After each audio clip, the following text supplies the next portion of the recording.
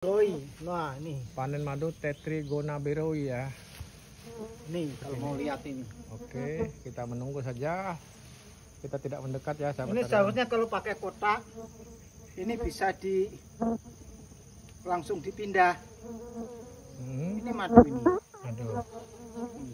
Nah, cara mendapatkan madu seperti apa nih? Karena ini lama nggak dipanen, mungkin madunya itu yang paling banyak di bagian atas ini sudah terlalu full, kelamaan nggak dipanen. Nah, ini cara panennya. Beda dengan jenis Trigona. Ini yang kita panen. Ini madunya. Oh, ini yang dipanen. Ini juga madu ini. Kalau nggak percaya ini. Om, Mas Robi, nih.